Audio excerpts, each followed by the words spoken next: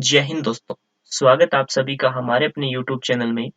और आज हम बात करने वाले हैं फिजिक्स के क्वेश्चंस की जो आपके एग्जाम रिलेवेंट होने वाले हैं। और ये मैं आपको सीरीज जो आज स्टार्ट कर रहा हूँ ये कंटिन्यू रहेगी आपके एग्जाम तक। तो सबसे पहले अगर आपने हमारे चैनल एयरमैन राठौड़ को सब्सक्राइब नहीं किया है तो तुरंत सब्सक्राइब कर लें और वीडियो को ज़्यादा से ज़्यादा शेयर ज़रूर करें।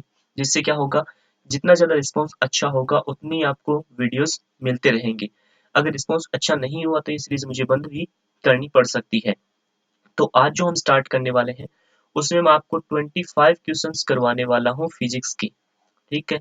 और आपको जो टारगेट रखना है वो रखना है 20+। क्योंकि अगर आज की जो सीरीज है हमारे 25 क्वेश्चंस की उसमें अगर आपने 20+ कर लिया तो समझिए कि आपके एग्जाम में भी 20+ हो जाएंगे।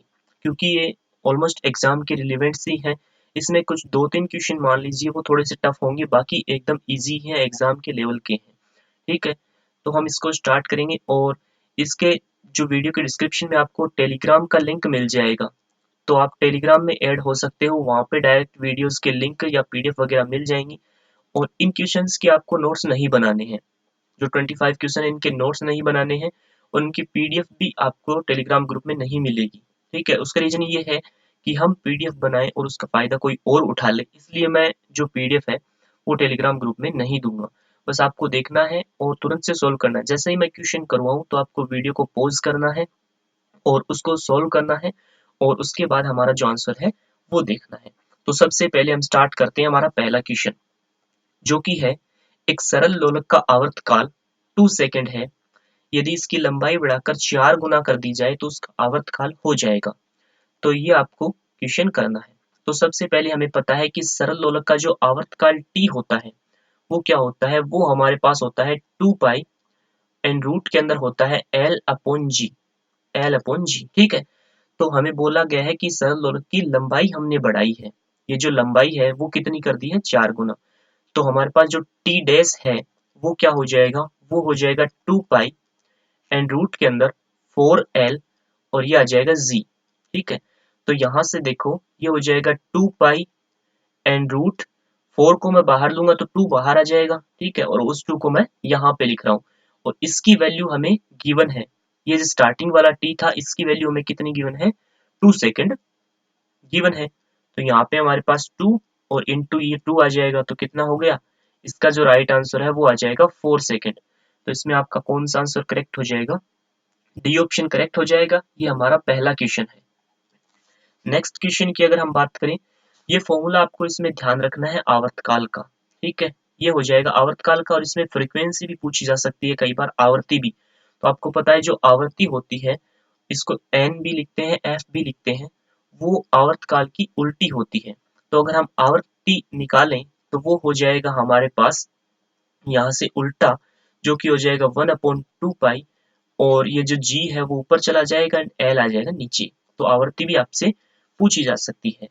नेक्स्ट क्वेश्चन की बात करें तो ये हमारा दूसरा क्वेश्चन। इसमें बोला गया है कि एक व्यक्ति चिकने बर्फ के तालाब के बीच में विरामावस्था में है। कोई तालाब है, चिकना है, उसके बीच में बैठा है तो वह किनारे पर जा सकता है। अब ये जो क्वेश्चन है ना, ये आपका आया है अभी बीएसएफ आरएम के एग्जाम में। 2022 वाला जो बीएसएफ आरएम का एग्जाम था उसमें ये क्वेश्चन आया था। अब आपको बताना है कि हमारे पास कौन सा लॉ का वो यूज करें ताकि वो किनारे पर आ जाए। तो पहला ऑप्शन है प्रथम नियम, द्वितीय नियम, तृतीय नियम और गुरुत्वीय बल। तो यहाँ से देखो प्रथम नियम जो है वो हमें क्या देता है, बल की परिभाषा देता है। ठीक है। बल की क्या देता है, परिभाषा देता है, बल की परिभाषा देता है।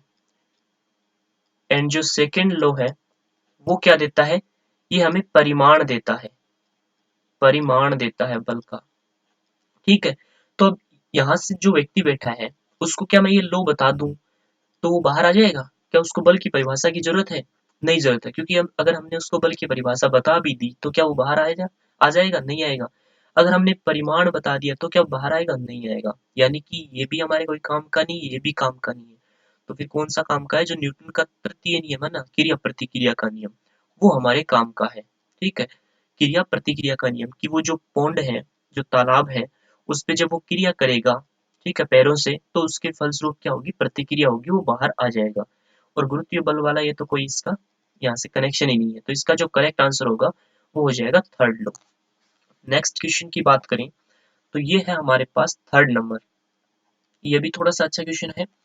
इसमें हमें बोला गया है 10 केजी द्रव्यमान की एक वस्तु 10 मीटर प्रति सेकंड के नियत वेग से गतिमान है। ठीक है, नियत वेग से गतिमान है। उस पर 4 सेकंड के लिए नियत बल लगाने पर वह 2 मीटर प्रति सेकंड के वेग से विपरीत दिशा में गति करती है। उसमें उत्पन्न त्वरण क्या होगा? ठीक है, अब इसको आपको पोज करना है और क्वेश्चन आपको करना है, और अभी जो मैं आंसर करा रहा हूँ उससे मैच करना है। तो सबसे पहले पूछा उसमें त्वरण क्या होगा, तो त्वरण का हमारे पास फॉर्मूला होता है। सबसे पहले तो देख लेते हैं, ये तो हमारे पास है m और ये है u, ठीक है, प्रारंभिक वेग, और ये हो जाएगा हमारे पास v, अंतिम वेग, ठीक है, और ये हो गया हमारे पास t, टाइम। तो जो a होता है, त्वरण होता है, वो क्या होता है, वो होता है dv upon dt, dv upon dt। तो ये आ जाएगा a इज इक्वल अंतिम वेग माइनस प्रारंभिक वेग और अपॉन में आ जाएगा t। अब मोस्टली बच्चे क्या करते हैं, वो यहाँ पे डायरेक्ट वैल्यू रखेंगे 2 माइनस 10, ठीक है, क्योंकि प्रारंभिक वेग 10 था और अपॉन में 4 था, और उनका आंसर आ जाएगा माइनस का 8/4 और माइनस का 2, जो कि हो जाएगा गलत। क्यों गलत हो जाएगा, क्योंकि यहाँ पे हमारे पास जो 2 है ना, उसको भी हमें माइनस में लेना है। उसका रीजन क्या है, उसका रीजन ये है, यहाँ पे बोला गया है विपरीत दिशा। वो कौन सी दिशा में गति करती है, विपरीत दिशा में। और जब भी गति के अंदर विपरीत दिशा आ जाए तो हम वहां पे माइनस का यूज करते हैं। तो ये आ जाएगा हमारे पास माइनस का 12/4 और ये हो जाएगा माइनस का 3 मीटर प्रति सेकंड। तो इस, हाँ, मीटर प्रति सेकंड स्क्वायर, क्योंकि त्वरण है ना, तो ये बी ऑप्शन हमारा इसमें करेक्ट आंसर हो जाएगा। यहाँ पे माइनस का 3 मीटर पर सेकंड स्क्वायर है। कुछ क्वेश्चन इसमें थोड़े से ब्लर हो गए, तो वो थोड़े से मैं आपको यहाँ से बता दूंगा अगर कुछ साफ दिखाई नहीं दे रहा होगा तो। ठीक है, नेक्स्ट है, ये भी अच्छा क्वेश्चन है, काफी बार पूछा गया है कि मुड़ते समय कार कभी कभी पलट जाती है। जैसे मोड़ वगैरह होती है ना रोड के अंदर, इस तरीके से। तो यहाँ से जो कार जा रही है तेज रफ्तार में, वो क्या होती है, कई बार पलट जाती है। तो जब यह पलटती है तो सबसे पहले भीतरी पहिए जमीन को छोड़ते हैं, या सबसे पहले बाहरी, या दोनों एक साथ छोड़ते हैं, या कोई भी पहिया जमीन को नहीं छोड़ता। तो ये तो ऑप्शन ही गलत हो जाएगा, कोई भी पहिया जमीन को नहीं छोड़ सकता, क्योंकि पलटेगी तो एक साइड तो छोड़ेगा ही छोड़ेगा। और दोनों पहिए एक साथ जमीन को छोड़ते हैं, ये भी गलत हो जाएगा। तो हमें पता करना है कौन से छोड़ेंगे। तो आपको ध्यान रखना चाहिए कि जब भी कार इस तरीके से मुड़ती है तो जो अंदर वाले जो पहिए होते हैं ना, अंदर वाले, वो पहले जमीन को छोड़ते हैं। यानी कि सबसे पहले भीतरी पहिए जमीन को छोड़ते हैं। अभी कुछ कुछ क्वेश्चन है ना, ये रट्टा मारने वाले हैं डायरेक्ट। ठीक है, वैसे तो आप इसको कॉन्सेप्ट से भी समझ सकते हो, लेकिन वैसे इसमें रट्टा मारने वाली चीजें हैं कि सबसे पहले भीतरी पहिए जमीन को छोड़ते हैं। नेक्स्ट अगर हम बात करें कि निम्न में से कौन सी राशि ऊर्जा का एक रूप है, तो ये तो सबको पता है, ए ऑप्शन हो जाएगा, प्रकाश ऊर्जा का एक रूप है।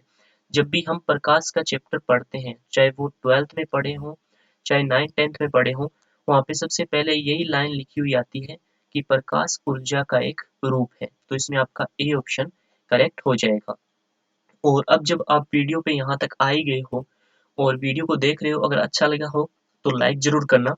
और मैं आपको थोड़ा सा मेरा इंट्रोडक्शन दे दूं कि आप क्वेश्चन कर रहे हो तो आपको पता भी तो होना चाहिए कि आपको जो क्वेश्चन करवा रहा है उसमें से कौन से गोले दागे हैं जिससे आप क्वेश्चन कर रहे हो। तो अगर मैं बात करूं सबसे पहले एयरफोर्स एक्स ग्रुप की, एयरफोर्स एक्स ग्रुप 2020, ये मैंने क्लियर किया हुआ है, ठीक है, जिसकी एनरोलमेंट अभी तक नहीं आई थी और जो कैंसिल हो गई थी, ये मैंने क्लियर किया हुआ है।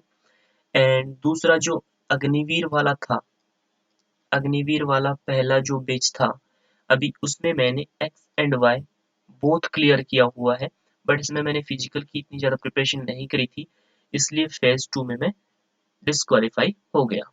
ठीक है, तो ये आपको पता होना चाहिए। एंड उसके बाद मैंने BSF, RO and RM both clear किया है। ठीक है, तो आप देख लीजिए कितने एग्जाम ये हो गए।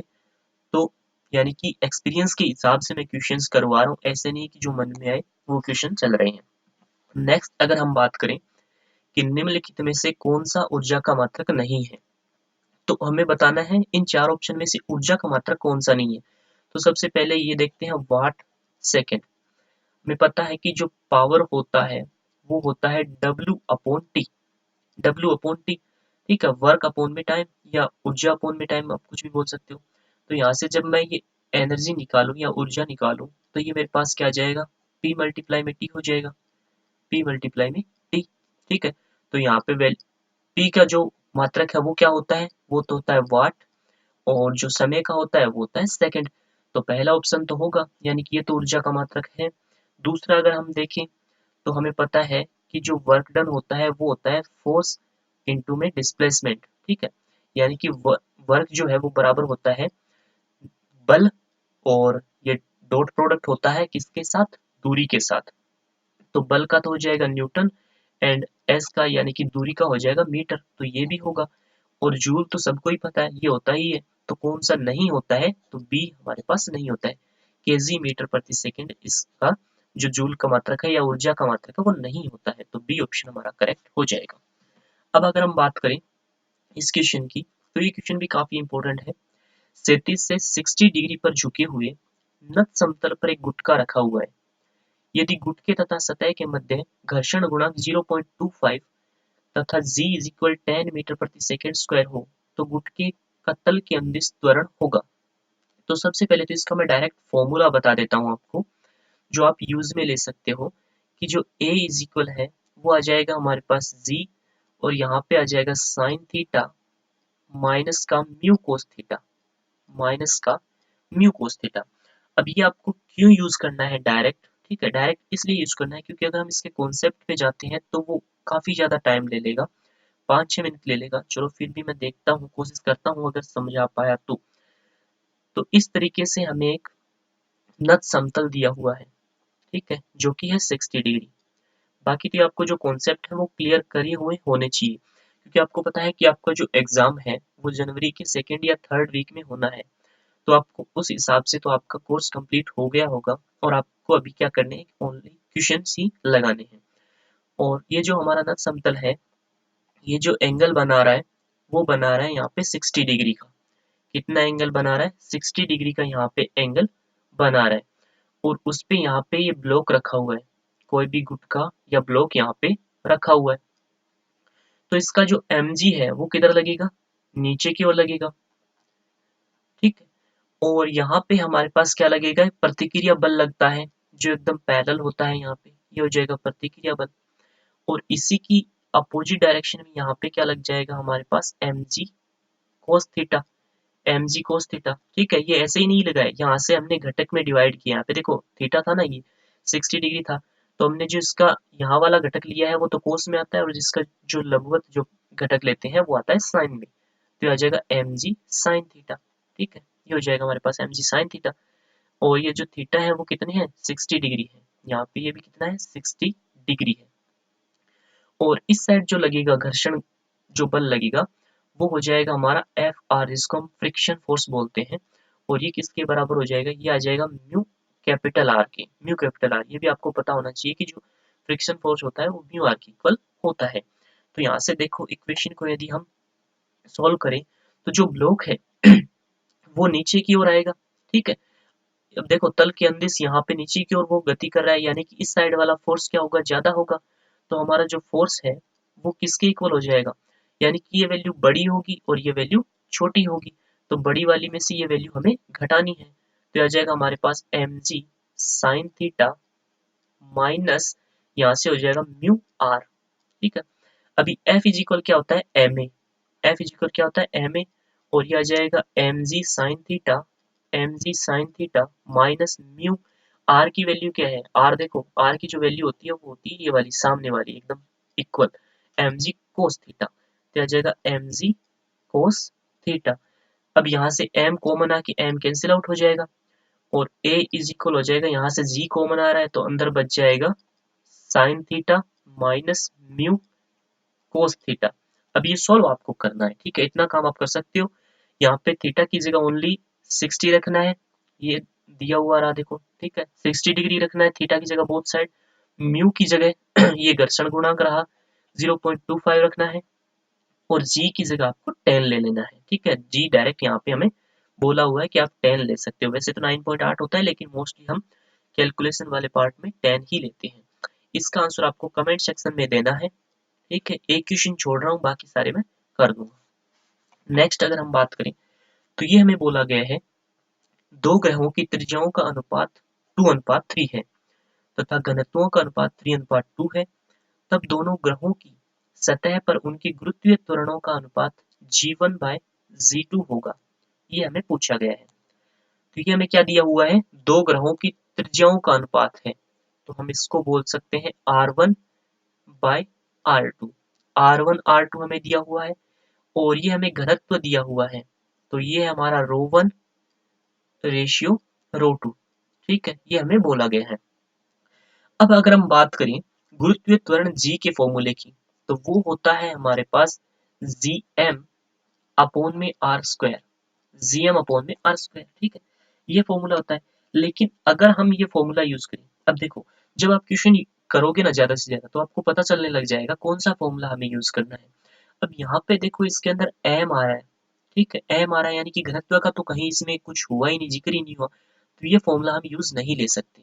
तो कौन सा फॉर्मूला यूज करना है, एक फॉर्मूला ये भी है g इज इक्वल 4/3 एंड यहाँ पे आ जाएगा रो एंड ये हो जाएगा z और ये हो जाएगा r। ये फॉर्मूला हमें यूज करना है। इसमें कुछ ज्यादा हमने नहीं किया, बस हमने चेंज क्या किया है, चेंज ये किया है कि आपको पता है जो घनत्व होता है घनत्व इज इक्वल होता है द्रव्यमान बट्टा आयतन, द्रव्यमान बट्टा आयतन। ठीक है, तो घनत्व हमारे पास क्या है, रो है, द्रव्यमान हमने माना था m, और आयतन क्या होता है, क्योंकि पृथ्वी हमारी गोल होती है। ठीक है, कोई भी ग्रह ले लो वो गोल ही होता है, पृथ्वी हो चाहे कोई भी ग्रह हो वो गोल होता है। तो गोल का जो आयतन होता है वो होता है 4/3 पाई आर क्यूब। ठीक है, पाई आर क्यूब। तो उसको हम क्या कर देंगे, इधर मल्टीप्लाई कर देंगे और आर क्यूब से आर स्क्वायर कैंसिल आउट हो जाएगा, तो एक आर और आ जाएगा और यहाँ पे एक पाई भी आ जाएगा। ठीक है, पाई भी आ जाएगा। ये वैल्यू आपको m की जगह रख देनी है इधर मल्टीप्लाई करके, तो ये फॉर्मूला आपका क्रिएट होता है। ये आपको डायरेक्ट याद करना है, इतना इसमें कुछ नहीं करना है। तो यहाँ से देखो, यहाँ पे जब हम g की बात करते हैं तब आर स्क्वायर के ये क्या होता है व्युत्क्रमानुपाती, और यहाँ पे m की क्या होता है समानुपाती। लेकिन हमें किसके रूप में देखना है, हमें r1 r2 और ρ1 ρ2 के रूप में देखना है। तो ये वाला फॉर्मूला हमें यूज करना है। तो यहाँ से देखो जो g है वो किसके समानुपाती आ रहा है, रो और आर की, रो एंड आर के समानुपाती आ रहा है। तो हमारा जो g1/g2 है वो क्या हो जाएगा, वो हो जाएगा ρ1/ρ2 मल्टीप्लाई में r1/r2। ठीक है, ये हो जाएगा। तो यहाँ पे वैल्यू पुट करो, ρ1/ρ2 क्या है, ρ1/ρ2 हमारे पास 3/2 एंड r1/r2 क्या है, वो है 2/3। तो यहाँ से जब इसको काटेंगे तो कट जाएगा और आंसर आ जाएगा 1:1। लेकिन यहाँ पे ऑप्शन में ओनली 1 दिया हुआ है, तो रेशियो ना लगा हो तो भी इसमें चलेगा, तो आपका ऑप्शन ए इसमें करेक्ट आंसर हो जाएगा।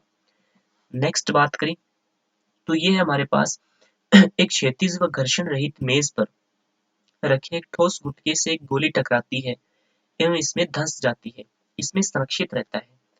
अब देखो ये है हमारे पास कोलिजन वाला चैप्टर। इसमें हमारे पास 3 टक्कर होती है। एक तो होती है प्रत्यास्थ, पहली होती है प्रत्यास्थ, दूसरी होती है अप्रत्यास्थ, अप्रत्यास्थ। ठीक है, और तीसरी होती है पूर्णतः प्रत्यास्थ, पूर्णतः अप्रत्यास्थ, पूर्णतः अप्रत्यास्थ। अब जो गोली जो रह जाती है यानी कि ऐसी चीजें जिसमें धंस जाती है, जहाँ पे ये वर्ड आता है ना धंस जाती है, या दो चीजें जब टक्कर के बाद आपस में मिल जाती है तो वो किस में आती है, पूर्णतः अप्रत्यास्थ के अंदर आती है। अब इसमें आपको ध्यान रखना है कि जो प्रत्यास्थ टक्कर होती है उसमें संवेग, संवेग व गतिज ऊर्जा, व गतिज ऊर्जा बोथ कंजर्व्ड रहती हैं। गतिज ऊर्जा दोनों क्या रहती हैं, कंजर्व्ड रहती हैं यानी कि संरक्षित रहती हैं। जबकि अप्रत्यास्थ के अंदर संवेग संरक्षित रहता है, ओनली संवेग। और इसी तरीके से पूर्णतः अप्रत्यास्थ के अंदर भी क्या रहता है, संवेग सुरक्षित रहता है। तो गतिज ऊर्जा ओनली और ओनली किसमें सुरक्षित रहती है, प्रत्यास्थ में रहती है। अब हमें यहाँ पे क्या पूछा है कि जब गोली टकराती है वह इसमें धंस जाती है, धंस गई यानी कि कौन सी टक्कर होगी, पूर्णतः अप्रत्यास्थ होगी। तो इसमें क्या संरक्षित रहता है, पूर्णतः अप्रत्यास्थ में क्या संरक्षित रहता है, केवल संवेग, मोमेंटम एलोन। तो सी ऑप्शन आपका इसमें करेक्ट हो जाएगा। अब आप लोग सोच रहे होंगे कि इसमें तो फटाफट बता दिया, प्रत्यास्थ में ये होता है, प्रत्यास्थ में ये होता है, कुछ समझाया ही नहीं। तो वैसे तो मैंने समझा दिया, लेकिन मैं ये मान के चल रहा हूँ कि आपको जो कॉन्सेप्ट है वो क्लियर किए हुए हैं, ठीक है। बाकी इस क्वेश्चन के अंदर जो समझाना था ना वो मैंने इतना समझा दिया। अगर आपने ये चैप्टर पढ़ा हुआ है तो इतना आपके लिए एनफ है, क्योंकि पूरा चैप्टर तो हम इसमें साथ में कर नहीं सकते। तो आपने एक बार अगर कॉन्सेप्ट क्लियर किए हुए हैं तो इसमें काफी आपको बेनिफिट होगा, अदरवाइज तो फिर बहुत से क्वेश्चन गलत होंगे तो फिर डीमोटिवेशन मिलेगा, और तो क्या है। अब जो नेक्स्ट क्वेश्चन है ये हमारे पास, एक वस्तु का विस्थापन y दिया हुआ है मीटर में, जो समय t के साथ इस तरीके से हमारा चेंज होता है, यहाँ पे माइनस साइन भी है। ये हमें दिया हुआ है 2/3 टी स्क्वायर प्लस का 16t प्लस 2 के अनुसार परिवर्तित होता है। तो कितने समय पश्चात वस्तु स्थिर अवस्था में आ जाएगी। ये हमें बोला गया है कि हमारा जो y के साथ जो इक्वेशन दिया हुआ है समय के साथ, किसका, ये हमें दिया हुआ है विस्थापन का, ठीक है। तो यहाँ से 1 सेकेंड, तो अभी हमें ये वाला जो इक्वेशन दिया हुआ है 2/3 टी स्क्वायर प्लस का 16t एंड प्लस का 2, हमें बोला गया है कितने समय पश्चात वस्तु स्थिर अवस्था में आ जाएगी। स्थिर अवस्था में आने का मतलब है वेग क्या हो जाएगा, जीरो, यानी कि वेलोसिटी क्या होनी चाहिए, जीरो। तो हमें इसका क्या करना है, वेलोसिटी निकालना है। और वेलोसिटी कैसे निकलेगा, जब हम इसका अवकलन करेंगे, किसके साथ, टी के साथ, क्योंकि जो वेलोसिटी v होता है वो होता है dy बाई dt, ठीक है, विस्थापन बटा समय। तो यहाँ से हम v निकालेंगे तो आ जाएगा हमारा dy बाई dt। अवकलन आपको पता ही है, तो माइनस का 2/3 और टी स्क्वायर का हो जाएगा 2t, और प्लस में 16t का 16 रह जाएगा, और ये जो 2 है ये कांस्टेंट है तो इसका 0 हो जाएगा। अब हमें क्या करना है, इसको 0 करना है, तो इसके इक्वल में रख देंगे 0, क्योंकि बोला गया है वस्तु स्थिर अवस्था में आ जाएगी। तो कितने समय पश्चात, यानी कि इसको 0 करके हमें t की वैल्यू निकालनी है। तो यहाँ पे हमारे पास हो गया माइनस का 4/3t प्लस में 16 इज इक्वल 0, ठीक है। तो इस वैल्यू को मैं क्या करता हूँ, इधर ले आता हूँ ताकि ये पॉजिटिव हो जाएगी। तो 16 इधर रह गया, ये आ गया 4/3t। तो यहाँ से 4 से 4 को कट करते हैं तो 4, और ये 3 इधर मल्टीप्लाई हो जाएगा 4 के, तो t इज इक्वल आ जाएगा 4 इंटू 3 कितना हो जाएगा, 12 सेकेंड। 12 सेकेंड। अब इतना मैंने किया है इसलिए इतना टाइम लगा है। अगर आप करते ना इसको फटाफट तो एक दो स्टेप आप कम भी कर देते इसमें, और तुरंत से आंसर आ जाता है 12 सेकेंड, ठीक है। तो जो आपका जो एग्जाम आता है वो उतना ही आता है कि आप 20 मिनट में उसको कर दो, ठीक है। होने को तो क्वेश्चन 25 होते हैं, लेकिन वो इजीली 25 मिनट में हो जाते हैं अगर आपने प्रिपरेशन करी है तो। नेक्स्ट क्वेश्चन की अगर हम बात करें तो ये है हमारे पास v कण का वेग हमें बोला गया है, कण का वेग v जो है वो बोला गया है इज इक्वल है a plus b t plus c t का स्क्वायर, यहाँ पे है सी टी का स्क्वायर, पर निर्भर करता है यदि वेग मीटर प्रति सेकंड में है। ये जो v है ना हमारा, ये है मीटर प्रति सेकंड में। तो a का मात्रक क्या होगा, हमें a का मात्रक यहाँ पे बताना है। तो सबसे पहले आपका जो फर्स्ट जो चैप्टर है 11th क्लास का यूनिट एंड डायमेंशन वाला, उसमें आपने पढ़ा होगा एक रूल है विमीय विमीय समानता का नियम। हाँ, विमीय समानता का नियम है। तो उसमें हमें बोला गया है कि कोई भी राशि जैसे इस तरीके से हमारे पास ऐड हो या डिवाइड हो, ठीक है, इस तरीके से कोई भी हो सकता है, कोई जरूरी नहीं बीटी हो, सी हो, कुछ भी, v plus S, v minus S, या कुछ भी, जब भी प्लस या माइनस का साइन आता है तो उन दोनों की विमा समान होती है, यानी कि वो ऐड या घट तभी सकती हैं जब आपस में दोनों की विमाएं समान हो, यानी कि इसकी विमा और इसकी विमा क्या होगी, समान होगी। तो यहाँ पे देखो प्लस का साइन है दो तीनों के बीच में, यानी कि इसकी विमा एंड इसकी विमा तीनों की क्या होगी, समान होगी। और वो किसके इक्वल होगी, v के इक्वल होगी। यानी कि हम डायरेक्ट बोल सकते हैं कि जो v की विमा है वो किसके इक्वल होगी, a के इक्वल होगी, ठीक है। यानी कि a की विमा v के इक्वल होगी, और v की विमा क्या दी हुई है, मीटर प्रति सेकंड। तो मीटर प्रति सेकंड किसकी विमा हो जाएगी, a की विमा हो जाएगी। तो जो पहला ऑप्शन है वो हमारा करेक्ट आंसर हो जाएगा। आई थिंक आपको समझ में आ गया होगा। नेक्स्ट क्वेश्चन की अगर हम बात करें तो ये बोला गया है, यदि कैपिटल आर जो है पृथ्वी की त्रिज्या एंड जो स्मॉल जी है वो गुरुत्वीय त्वरण हो तो पृथ्वी का द्रव्यमान होगा। अब ये फॉर्मूला हमने स्टार्टिंग में लिखा था। क्या लिखा था? ये मैंने समझाया था आपको कि जो स्मॉल जी होता है गुरुत्वीय त्वरण होता है वो इज इक्वल होता है capital G M upon R square, capital G M upon R square. और यही हमें बोला है कि यदि स्मॉल जी गुरुत्वीय त्वरण है, कैपिटल आर जो है वो क्या है, पृथ्वी की त्रिज्या है, तो एम हमें निकालना है। तो जैसे ही हम इसमें से एम निकालेंगे तो क्या हो जाएगा, आर स्क्वायर तो इधर मल्टीप्लाई हो जाएगा जी के, तो ये आ गया जी एंड आर स्क्वायर, एंड जो कैपिटल वाला जी है वो चला जाएगा नीचे। तो ये फॉर्मूला हमारा हो जाएगा small G capital R square और अपॉन में कैपिटल जी। तो ये हमारे पास पहला ऑप्शन इसमें करेक्ट आंसर हो जाएगा, जी आर स्क्वायर अपॉन में कैपिटल जी। नेक्स्ट अगर हम बात करें तो ये है कि किताब मेज पर रखी हुई है। किताब क्या रखी हुई है? मेज पर रखी हुई है। तो किताब की मेज पर क्रिया तथा मेज की किताब पर प्रतिक्रिया के बीच का कोण क्या होगा? ये हमारे पास कोई बुक है। वैसे तो अगर आपने ये कॉन्सेप्ट पढ़ा हुआ है, न्यूटन की गति का जो थर्ड लॉ है, क्रिया प्रतिक्रिया का रूल, तो इसमें आगे कुछ देखने की जरूरत ही नहीं होगी। क्रिया और प्रतिक्रिया के बीच कितने डिग्री का कोण होता है। जैसे ही आपने पता है कि पत्थर पर जब हम मारते हैं, पत्थर को मान लो हमने चोट मारी, तो वापस से क्या करेगा, वो प्रतिक्रिया करेगा। और इन दोनों के बीच एंगल कितना होगा? हमने तो चोट इधर मारी और हमें इस तरफ लगी क्योंकि पत्थर ने वापस फोर्स लगाया, तो इन दोनों के जो बीच एंगल है वो कितना होगा? 180 का होगा, क्योंकि इनके साइन ही एकदम विपरीत हो गए। तो हमें डायरेक्ट पता तो है कि 180 होगा, लेकिन वो तो तब होगा ना जब हमने कॉन्सेप्ट क्लियर किए हुए होंगे, हमें पता होगा कब क्रिया प्रतिक्रिया लगाना है, कौन सा लगाना है। लेकिन चलो फिर भी मैं आपको थोड़ा सा बता देता हूँ। ये जैसे कोई मेज है एंड इस पे हमने क्या रखा है, बुक रखी हुई है, ठीक है।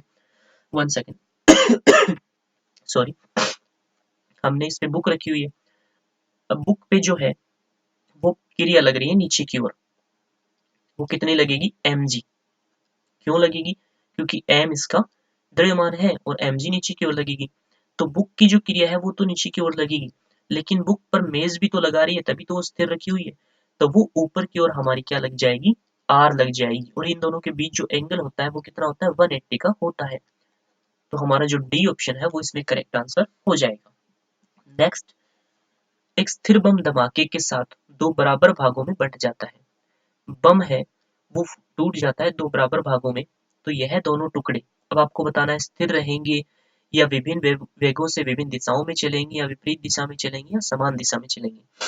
तो यहाँ से स्टार्ट करते हैं कि हमारे पास कोई बम था, वो दो बराबर भागों में टूट गया, यानी कि दोनों का द्रव्यमान क्या है? इक्वल है। अब हमें पता है, ये कोलिजन वाले चैप्टर में आपने पढ़ा होगा कि जब भी इस तरीके की कोई चीजें होती हैं, वो टूटती हैं या वो गतिशील है, तो उनमें क्या होता है? संवेग सुरक्षित रहता है। चाहे कोई भी टक्कर हो, हमने अभी भी पीछे पढ़ा था, तीनों टक्कर में संवेग सुरक्षित रहता है। तो जब ये बॉम्ब टूटेगा, ठीक है, इस तरीके से ये टूट जाएगा, ये एम एंड ये भी क्या हो जाएगा? एम। अभी हमें पता नहीं किधर जाएगा, ये कोई जरूरी नहीं इधर ही जाएगा क्या, ठीक है। तो स्टार्टिंग में ये क्या था? यहाँ पे बोला गया स्थिर था, यानी कि स्टार्टिंग में इसका जो v है वो 0 था। इसका v मान लूं मैं v1 एंड इसका v मान लूं मैं v2। तो दोनों कंडीशन में क्या रहेगा? संवेग संरक्षित रहेगा। तो पहली कंडीशन के अंदर हम देखते हैं कि इसका जो टोटल द्रव्यमान है वो कितना हो जाएगा? 2m हो जाएगा। टोटल द्रव्यमान कितना हो जाएगा? 2m हो जाएगा। तो ये हो गया हमारे पास 2m और v, ठीक है। मल्टीप्लाई में v भी तो होगा। देखो संवेग क्या होता है? mv होता है, द्रव्यमान इंटू वेग। तो द्रव्यमान टोटल कितना है हमारे पास? 2m है, और ये आ गया वेग। वेग कितना है? 0 है। उसके बाद इन दोनों का योग होगा, इन दोनों के संवेग का, तो m और मल्टीप्लाई में v1 प्लस m और मल्टीप्लाई में v2। संवेग संरक्षण का नियम यही कहता है हमें, 0 से मल्टीप्लाई होके ये तो आ जाएगा 0, और ये आ जाएगा m v1 plus m v2। तो एक को एक साइड ले आते हैं, तो ये आ जाएगा हमारा इस साइड m v1 और इज इक्वल आ जाएगा m v2। चूंकि हम इसको इधर लाए थे इसलिए यहाँ पे माइनस साइन आ जाएगा। अब यहाँ पे थोड़ा सा अच्छा नहीं लग रहा है तो माइनस साइड में उधर ही लगा देता हूँ, ठीक है। वैसे आप इधर भी लग सकते हो, बस थोड़ा सा दिखने में थोड़ा ढंग से नहीं दिख रहा, बाकी कोई फर्क नहीं है। ये नहीं है कि मैंने इधर लगा दिया उधर क्यों नहीं लगाया, ठीक है, तो यहाँ पे लगा देते हैं। अब m तो इक्वल है तो ये तो कैंसिल आउट हो जाएगा, ये आ जाएगा v1 इज इक्वल माइनस का v2। तो अब इस इक्वेशन से आपको क्या दिख रहा है, इस इक्वेशन से हमें ये दिख रहा है कि v1 और v2 वैसे तो इक्वल है, यानी कि परिमाण में तो इक्वल है, बस साइन का अंतर है। तो साइन हमें यह क्या बताता है, साइन बताता है विपरीत डायरेक्शन। तो यहाँ पे हमारे पास जो ऑप्शन है वो सी हो जाएगा। क्यों हो जाएगा, कि समान वेग से चलेंगे, ठीक है, समान वेग से। सबसे पहले देखो स्थिर रहेंगे ये तो कट ही गया, विभिन्न वेग से ये तो कट ही गया, दो ऑप्शन है समान वेग वाले, तो समान वेग से चलेंगे, लेकिन दिशा कैसी है, विपरीत दिशा है। अगर एक इधर जा रहा है तो दूसरा इधर जाएगा, दिशा कैसी होगी, विपरीत होगी। सी ऑप्शन इसमें करेक्ट आंसर हो जाएगा। Move with different velocities, move with different velocities in different direction. अच्छा, इंग्लिश में गलत दिया हुआ है, move with the same velocity.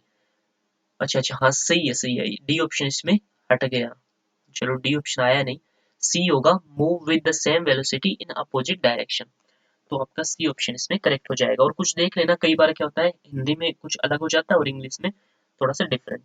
Next question की अगर हम बात करें तो नेक्स्ट क्वेश्चन है हमारे पास, यदि सदिशों पी क्यू तथा आर के परिमाण क्रमशः 5, 12 एंड 13 इकाई है तथा p plus q plus is equal r है, तो क्यू तथा आर के बीच कोण हमें बताना है। अब ये देखो मैं आपको डायरेक्ट शॉर्ट सा बताऊंगा, बाकी करने को आप जैसे मैथ के अंदर करते हो ना वैसे कर सकते हो, स्क्वायर करके या घटा के, ठीक है। अब ये जो p प्लस क्यू दिया हुआ है ना, p plus q is equal r दिया हुआ है, तो एंगल हमें किस किस के बीच पूछा है, q तथा r के बीच, तो आप इस तरीके से कर सकते हो, p is equal r minus q and both side square कर दोगे, ठीक है। तो स्क्वायर करने पर ये आ जाएगा आपके पास p square is equal r square plus q square minus का 2r Q cos theta, and यहाँ से कोस थीटा निकाल सकते हो। लेकिन मैं आपको इतना बड़ा ये सजेस्ट नहीं करूंगा, क्यों नहीं करूंगा, क्योंकि उसका रीजन ये है कि ये हमने बना लिया ट्राइंगल, ठीक है, 90 डिग्री का है, थोड़ा सा झुक गया है, ठीक है, 90 डिग्री बना लिया। उसके बाद हमें बोला गया है कि P जो है वो कितना है, 5 डिग्री है। कहीं पे भी रख दो, कोई जरूरी नहीं है यहाँ पे रखोगे, बस याद रखना है जो 13 है, जो बड़ी वाली भुजा है वो तो यहाँ पे आएगी ही आएगी, ठीक है। P जो है वो कितना दिया हुआ है, 5 दिया हुआ है, तो 5 एंड यहाँ पे लिख दो P। उसके बाद हमें जो Q दिया हुआ है, Q दिया हुआ है 12, तो यहाँ पे Q रख लो, ये आ जाएगा 12, और 13 ये तो R है ही, क्योंकि जो कर्ण होता है वो हमेशा बड़ा होता है, तो यहाँ पे तो 5 और 12 आप रख ही नहीं सकते।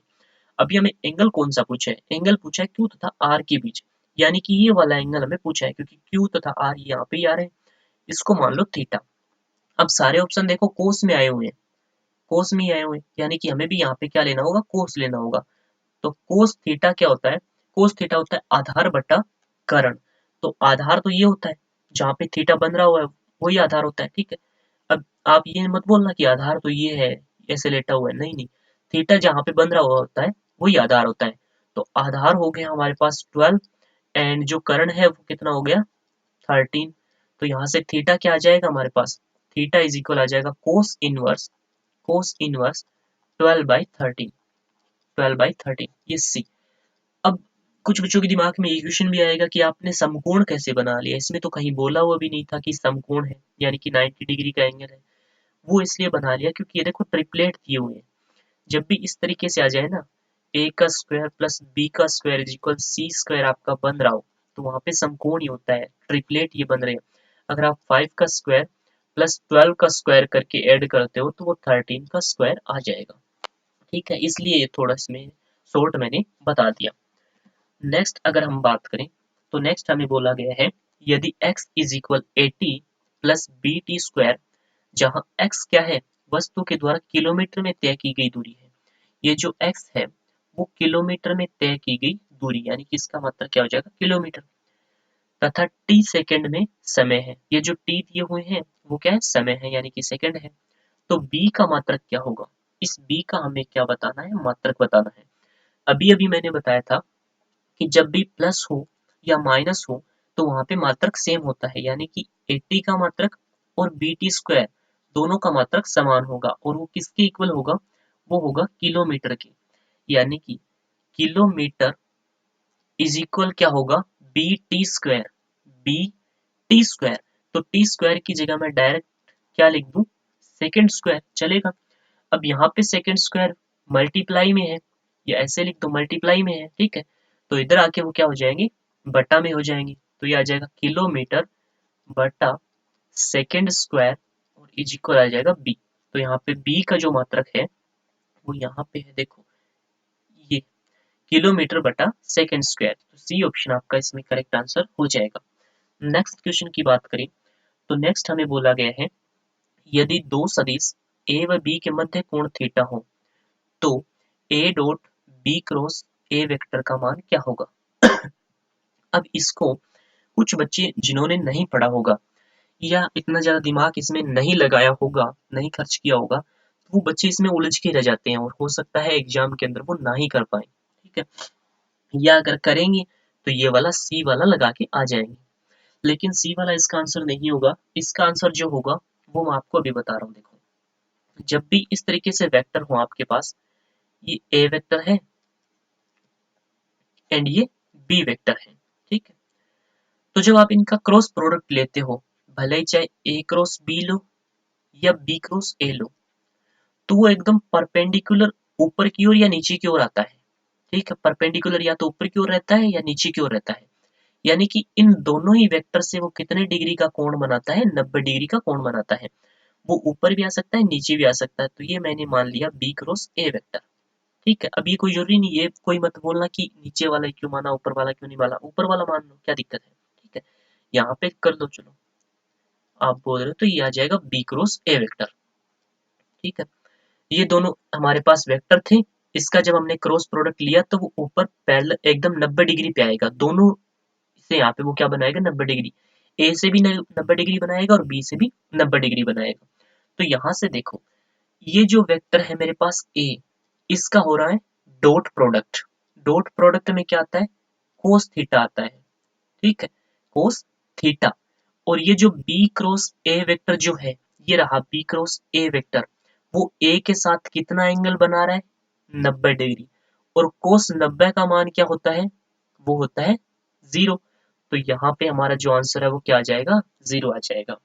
आई थिंक समझ में आया होगा कि देखो जब भी इस तरीके से हो हमारे पास ए डॉट बी, तो वो आता है ए बी कोस थीटा, यही तो आता है ए बी कोस थीटा। और जब थीटा 90 डिग्री होता है तो कोस 90 की वैल्यू क्या होती है, 0, और ये पूरा 0 हो जाता है। तो हमने यही तो देखा है कि बी क्रॉस ए जो है वो कितना एंगल बना रहा है ए के साथ, वो 90 डिग्री बना रहा है। अब यहाँ पे ए की जगह अगर बी भी होता ना तो भी आंसर 0 ही आता, क्योंकि बी भी इसके साथ 90 डिग्री का एंगल बना रहा है। तो इतना सा आपको कॉन्सेप्ट ध्यान रखना था, बाकी कुछ भी नहीं था इसके अंदर। नेक्स्ट क्वेश्चन की बात करें तो नेक्स्ट क्वेश्चन है, एक नाव नदी में 3i प्लस 4j के वेग से गतिशील है तथा जल का जमीन के सापेक्ष -3i केप -4j केप है। जल के सापेक्ष नाव नाव का अपेक्षिक वेग क्या होगा। अब इसमें जो पूछा है ना वो देखो, जल के सापेक्ष किसका पूछा है, नाव का। यानी कि इसमें हमें पूछा है v, बोट का पूछा है किसके सापेक्ष, वोटर के सापेक्ष। तो आपको क्या करना है, v पहले वाला जो है ना, जो पहले लिखा है उसको ऐसे लिख दो, v boat minus v water, ठीक है। वी बोट का पूछा है किसके सापेक्ष, वोटर के सापेक्ष। तो ये फॉर्मूला हो जाएगा v boat minus v water. तो वी बोट हमें कितना दिया हुआ है, नाव का दिया हुआ है 3i केप, सॉरी आई लिखना था ना, जे लिख दिया। तो आ जाएगा हमारे पास 3i cap, 3i cap and plus में 4j केप माइनस, ठीक है, ये वाला माइनस, और इसके बाद वी वोटर, ये रहा वोटर का -3i केप और माइनस का 4j केप। अब यहाँ पे देखो ये वाला माइनस और ये माइनस माइनस प्लस हो जाएंगे, यानी कि आपस में सारे जुड़ जाएंगे। 3i केप 6i केप हो जाएगा और 4j केप 8j केप हो जाएगा। तो इसका जो करेक्ट आंसर है वो बी ऑप्शन हो जाएगा। समझ में आ गया ना, यहाँ पे ये ऐड क्यों हुआ, क्योंकि ये वाला माइनस इन दोनों को प्लस कर देगा, प्लस करते ही आपस में इसमें ऐड हो जाएंगे। तो बी आंसर इसका करेक्ट हो जाएगा। नेक्स्ट अगर हम बात करें तो नेक्स्ट है हमारे पास, चंद्रमा पर एक बम विस्फोट होता है तो हम पृथ्वी पर इसकी ध्वनि कितने मिनट बाद सुन पाएंगे, 10 मिनट, 2 घंटा, 18 मिनट, 37 मिनट या विस्फोट की ध्वनि नहीं सुन सकते। वैसे तो ये क्वेश्चन मैं आपको होमवर्क के रूप में देने वाला था, लेकिन उसमें फिर आप गलत करोगे। तो चलिए हम देखते हैं, ये हमारे पास मून, ये है मून, ठीक है, और ये हमारे पास अर्थ। अब यहाँ पे कोई विस्फोट हो रहा है तो उसकी ध्वनि हमें सुननी है अर्थ पे, तो क्या हम सुन पाएंगे?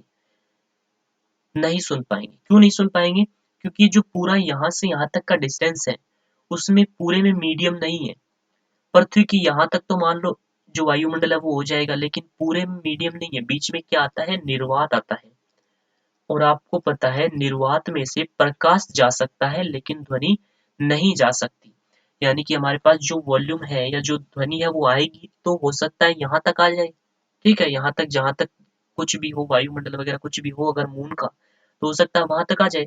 लेकिन आगे जब निर्वात आ जाएगा तो वो क्रॉस इसको नहीं कर पाएगी, यानी कि हम विस्फोट की ध्वनि को नहीं सुन सकते। तो इसमें जो फोर्थ ऑप्शन है वो करेक्ट आंसर हो जाएगा। नेक्स्ट अगर हम बात करें, नेक्स्ट क्वेश्चन है, m किलोग्राम द्रव्यमान वाली वस्तु को एक आदमी 1 मीटर की ऊंचाई तक उठाने में 30 सेकंड का समय लगाता है। दूसरा आदमी उसी वस्तु को उसी ऊंचाई तक उठाने में 60 सेकंड का समय लगाता है। इन आदमियों के द्वारा किया गया कार्य का अनुपात है। तो ये उठाने वाला, ये जब क्वेश्चन आता है तो हमारे पास जो W होता है वो होता है mgh, mgh, ठीक है। तो ये आपको ध्यान रखना है। अब W1 देखो, W1 क्या आ जाएगा, पहले व्यक्ति के लिए वो m किलोग्राम उठा रहा है, कितना, और g हमें पता ही है, g तो फिक्स ही रहता है, g को g रहने दो। h कितना है, h 1 मीटर उठा रहा है, ये तो हो गया W1। W2 क्या है, W2 हमें बोला गया है कि वो दूसरे आदमी उसी वस्तु को उसी ऊंचाई तक उठाने में 60 सेकंड लगाता है, उसी वस्तु को, यानी कि वही वस्तु है तो m ही तो द्रव्यमान होगा, जी तो जी रहना है, जी चेंज थोड़ी ना हो जाएगा, और उसी ऊंचाई तक यानी कि 1 मीटर तक। और इन दोनों का हमें क्या करना है, अनुपात लेना है। तो अभी काटो, m से m गया, g से g गया, 1 से 1 गया, तो W1 बाय W2 कितना आ जाएगा, ये आ जाएगा 1:1, 1:1। ये हमारे पास करेक्ट आंसर आ जाएगा, बी ऑप्शन। अगर हमें इसमें पावर पूछा होता ना तो पावर चेंज हो जाती। क्यों हो जाती, क्योंकि पावर होता है W/T, तो फिर हमें क्या रखना पड़ता, ये समय भी रखना पड़ता। लेकिन अभी ये जो समय दिया हुआ है ना, ये घास फूस है, इसको हमें यूज नहीं लेना है, ये घुमाने के लिए।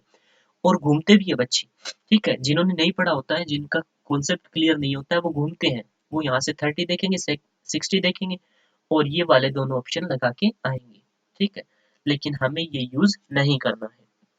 नेक्स्ट क्वेश्चन की बात करें तो दूर संचार उपग्रह का परिक्रमण काल, दूर संचार उपग्रह जो हमारे मून वगैरह के चारों तरफ घूमता है, जो कम्युनिकेशन सैटेलाइट है, उसका जो परिक्रमण काल होता है वो होता है 24, ठीक है। इसके बारे में वैसे ज्यादा कुछ पता नहीं है, लेकिन बस आपको याद रखना है कि इसका जो आवर्त काल होता है, परिक्रमण काल जिसको बोल सकते हैं, वो 24 आवर्स होता है हमारी पृथ्वी जितना ही होता है।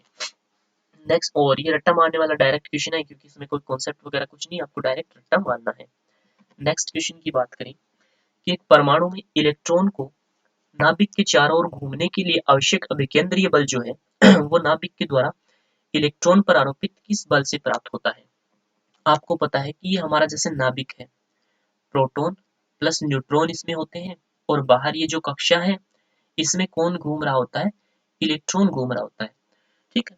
तो अब इलेक्ट्रॉन घूमेगा तो उसको कोई तो बल चाहिए होगा, ऐसे तो घूमेगा नहीं, ठीक है, कोई भी चीज ऐसे घूमती थोड़ी है, वो गिर जाएगी। तो यहाँ पे देखो हमें पता है कि प्रोटॉन पे पॉजिटिव चार्ज होता है जबकि इलेक्ट्रॉन पे नेगेटिव चार्ज होता है, और ये जो पॉजिटिव है वो इस नेगेटिव को बांधे हुए रखता है, और ये जो पॉजिटिव नेगेटिव का जो अट्रैक्शन है इसको हम क्या बोलते हैं, इसको हम बोलते हैं स्थिर वैद्युत बल। आपने 12th क्लास के फर्स्ट चैप्टर में पढ़ा होगा कूलाम का नियम, वहां पे आपकी आया होगा स्थिर वैद्युत बल। तो जो आंसर है वो डी ऑप्शन इसमें हो जाएगा। नेक्स्ट क्वेश्चन की अगर हम बात करें तो ये हमें बोला गया है कि एक कण को क्षैतिज से थीटा डिग्री पर यू वेग से प्रक्षेपित करते हैं। कण जब पथ के उच्चतम बिंदु पर पहुंचता है तो इसके वेग में परिवर्तन का मान है। तो यहाँ पे देखिएगा, ये है हमारे पास, हमने 1 सेकेंड, ये जो परवलयाकार जो हमारे पास जो गति होती है वो वाली है, यहाँ से हमने कोई ऑब्जेक्ट है वो यू वेग से छोड़ा थीटा एंगल पे, ठीक है, ठीक है, थीटा एंगल पे हमने यहाँ से छोड़ा और उसका जो वेग था वो क्या था, u था। ये थीटा एंगल है।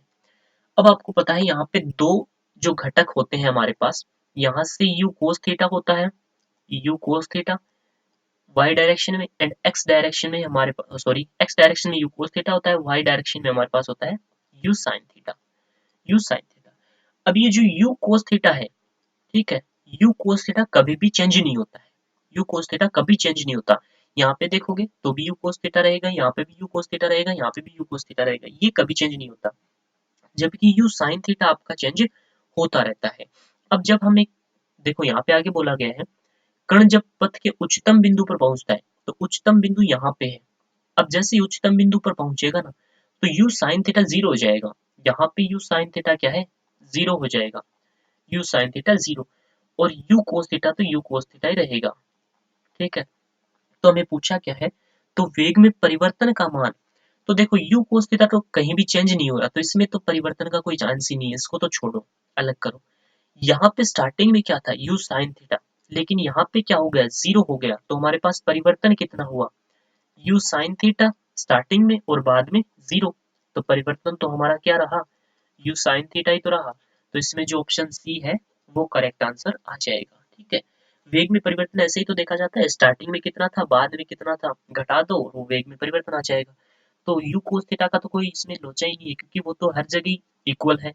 चेंज कौन हो रहा है, u sin थीटा चेंज हो रहा है, तो हमारा जो ऑप्शन है वो सी इसमें आ जाएगा। और अगर आपको ये चीज पता होती ना कौन सा चेंज हो रहा है, कॉन्सेप्ट यदि क्लियर है, तो इतना कुछ करने की जरूरत ही नहीं है, डायरेक्ट यहाँ पे लगाओगे और नेक्स्ट क्वेश्चन पे चले जाओगे।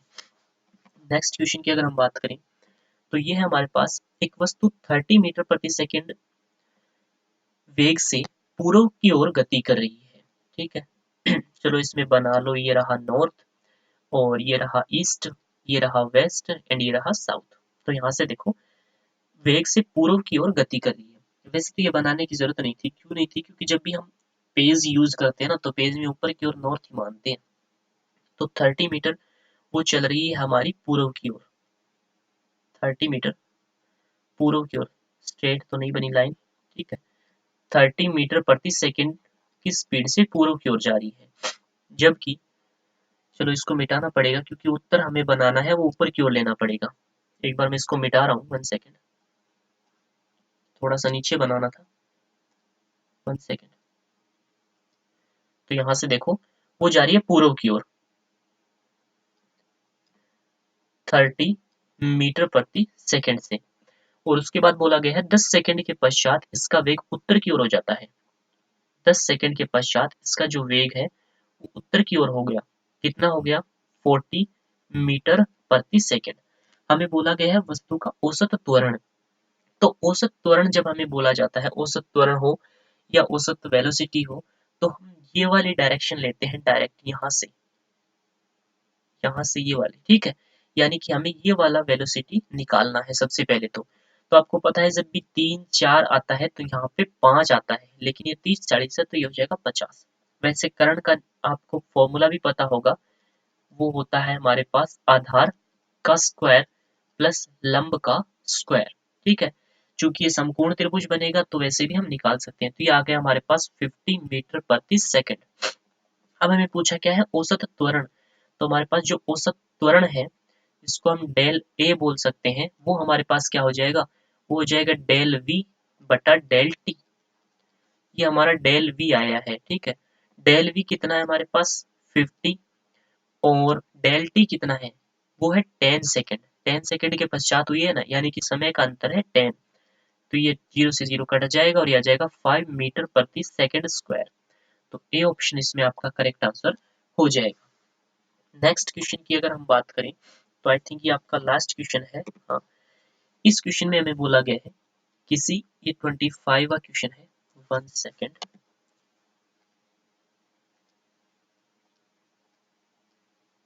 हाँ ठीक है, ये आपका 25 नंबर क्वेश्चन है, 25। इसमें हमें बोला गया है किसी इकाई सदिश को 0.5 आई के प्लस 0.8 जे के प्लस सी के द्वारा प्रदर्शित किया जाता है, तब सी का मान क्या होगा।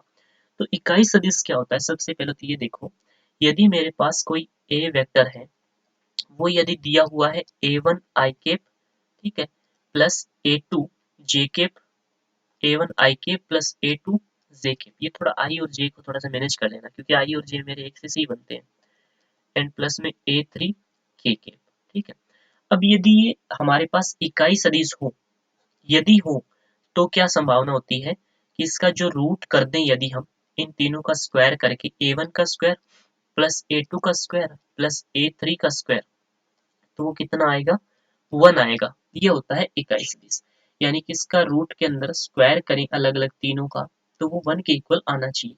तो यहाँ पे भी हम देखते हैं, इनका स्क्वायर करते हैं। सबसे पहले किसका करेंगे, 0.25 का करेंगे, 0.25 का स्क्वायर, सॉरी 0.5 है, मैंने पहले ही लिख दिया। 0.5 का यहाँ पे स्क्वायर करना है,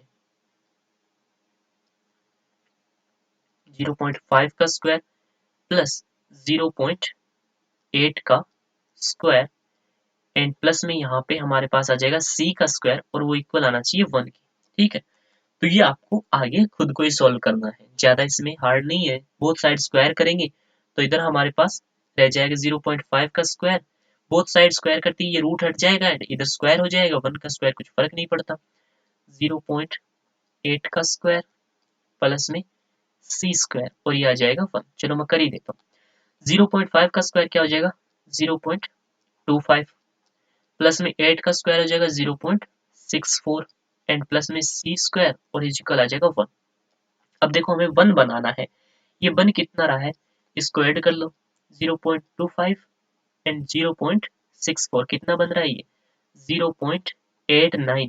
कितने जोड़ू की 1 हो जाए, यानी कि यहाँ पे 100 बनते ही 1 इधर आ जाएगा, तो कितने जोड़ने पड़ेंगे इसमें, 11 ही तो जोड़ने पड़ेंगे, 11 की कमी है, ठीक है। तो 11 यहाँ पे कौन सा ऑप्शन है, ये रहा हमारे पास रूट के अंदर, क्योंकि यहाँ पे देखो c स्क्वायर है ना, तो रूट हटते ही 11 बन जाएगा, 0.11 बन जाएगा, ठीक है, 0.11 बन जाएगा। तो हमारे इसमें बी ऑप्शन करेक्ट आंसर हो जाएगा। ये थे आपके आज के 25 क्वेश्चन। इसमें आपको कमेंट में बताना है आपका स्कोर कितना हुआ, जितना हुआ उतना ही बताना है, ठीक है, बढ़ा चढ़ा के नहीं बताना है, क्योंकि बढ़ा चढ़ा के बताओगे तो मन को तसल्ली जरूर दे दोगे, लेकिन एग्जाम में क्या होगा वो तो आपको ही पता है। और अगर आपका अभी तक कोर्स कंप्लीट नहीं हुआ है तो कोर्स आपको कंप्लीट करना है, और उसके बाद कोशिश करूंगा ये सीरीज कंटिन्यू करने की, वो तो तभी हो पाएगी जब आपका पूरा सहयोग रहेगा, सपोर्ट रहेगा। तो ठीक है, कोशिश करेंगे। और अगर वीडियो अच्छा लगा हो तो वीडियो को लाइक करना है और ज़्यादा से ज़्यादा शेयर ज़रूर करना है, ठीक है। बाकी धन्यवाद, फिर मिलते हैं नेक्स्ट क्लास में। Thank you for watching this video.